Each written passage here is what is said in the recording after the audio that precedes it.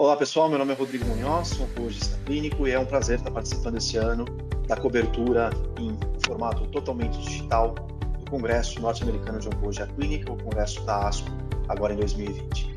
Eu vou falar nesse vídeo um pouquinho sobre alguns trabalhos selecionados que foram apresentados na sessão oral de melanoma nesse congresso. Na verdade, são 4 trabalhos pertinentes a 3 temas separados. O primeiro, ele diz respeito a uma entidade bastante desafiadora que é o melanoma de mucosa, um estudo asiático a respeito da combinação do toripalimab, que é um agente anti-PD1, em associação ao axitinib em pacientes com melanoma de mucosa.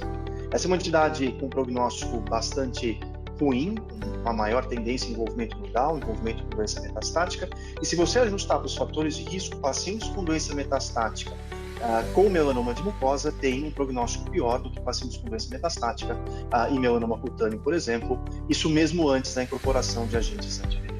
Então, é de fato uma entidade que demanda um tratamento mais eficaz. A atividade de imunoterapia para o melanoma de mucosa também é inferior ao melanoma cutâneo, agentes anti-PD1 aí com taxas de resposta ao redor de 20% a 25% e mesmo a combinação não indo muito além de 30% a 35% de resposta objetiva e medianas de sobrevida livre de progressão e sobrevida global mais curtas. Então, esse é um estudo muito interessante, ainda que seja um estudo pequeno, um estudo de fase 1.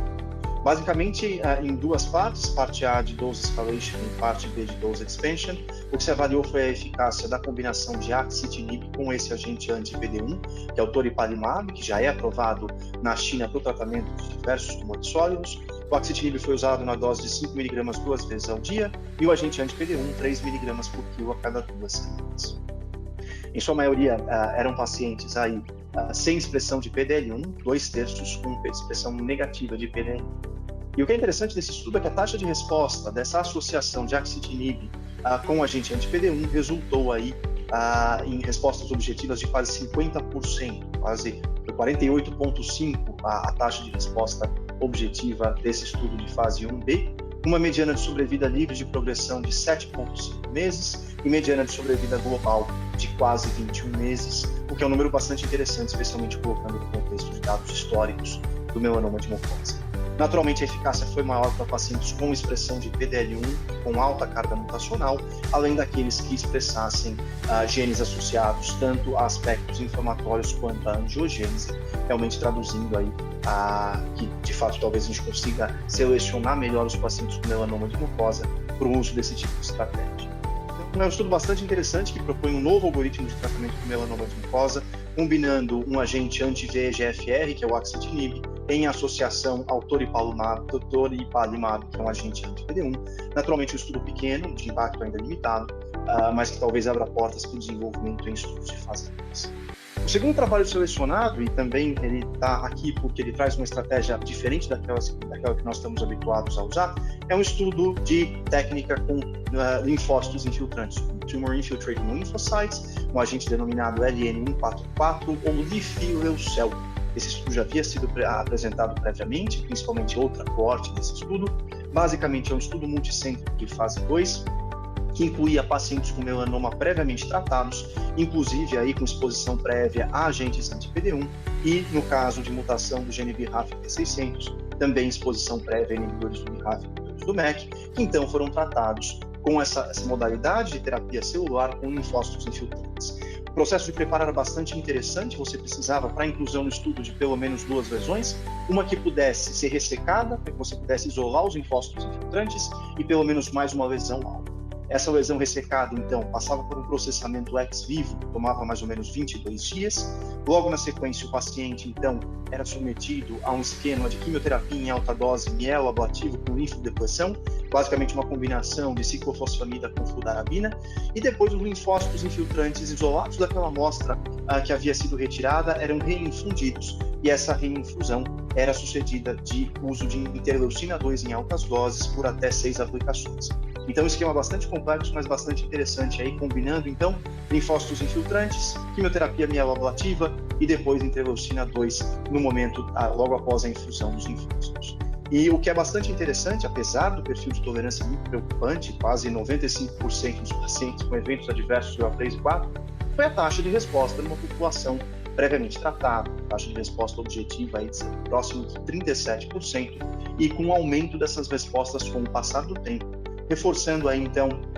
que talvez no futuro próximo a gente passe a contar com mais essa modalidade de imunoterapia para o tratamento do melanoma, no que pese que esse ainda é um estudo que não muda a prática, um estudo de fase 2, e o estudo de registro dessa modalidade recentemente completou o recrutamento e os resultados são esperados aí para os próximos anos. E, por fim, 2 trabalhos que avaliam o uso da combinação de ipilimumab e mais um agente anti-PD1, ou nivo ou pembro, em pacientes que tenham falhado o agente anti-PD1, ou seja, um estudo de segunda linha, de sequenciamento. Um desses estudos foi conduzido aí pelo grupo australiano e ele avaliou de forma retrospectiva pacientes que houvessem falhado o agente anti-PD1 ou para doença metastática ou no contexto adjuvante e que foram então tratados ou com ipilimumab monodroga ou com IP mais um outro agente anti-PD1. Isso aí correspondia, esse segundo braço, aproximadamente 54% dos 355 pacientes incluídos nessa análise retrospectiva. Importante salientar que esse não é um estudo randomizado.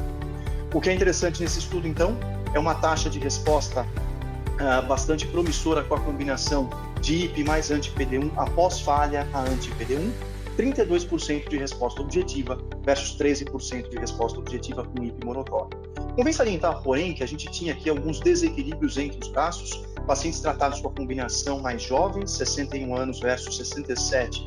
de mediana de idade para o braço só de IP, na verdade não braço, grupo só de IP, e também mais pacientes tratados só com IP com ECOG de 1 ou superior, ou seja, mais pacientes em bom estado geral, ECOG 0, dentre aqueles que receberam a combinação. Então, é fundamental pesar esse resultado frente ao viés de seleção que a gente tem nesse estudo retrospectivo. Um dado bastante interessante também diz respeito à sobrevida global: 53% dos pacientes vivos tratados com a combinação após falha anti-PD1 versus 25% dentre aqueles que receberam só ipilimumab monodroga, mas mais uma vez é fundamental pesar o viés de seleção aqui. E outro estudo mais ou menos na mesma linha, mas esse foi um estudo prospectivo de braço único, um estudo de fase 2 liderado pela Universidade de Chicago, em que pacientes que houvessem falhado a anti-PD1 eram então tratados com a combinação de ipilimumab em baixas doses, mais pembrolizumab. Pembro era administrado a cada 3 semanas 200 mg e o IP 1 mg por quilo pareado com pembrolizumab. E mais ou menos os mesmos critérios de seleção do estudo anterior. Aqui uma taxa de resposta também bastante interessante para pacientes tratados, então, em segunda ou terceira linha. A gente fala aqui de uma taxa de resposta objetiva de 27% por imunorrecício, que é um dado bastante interessante, com uma mediana de duração de resposta de 18,5 meses e mediana de sobrevida global de 24 meses. E um perfil de tolerância com redução de dose de IP também bastante promissor, perto de 27% dos pacientes desenvolvendo eventos adversos.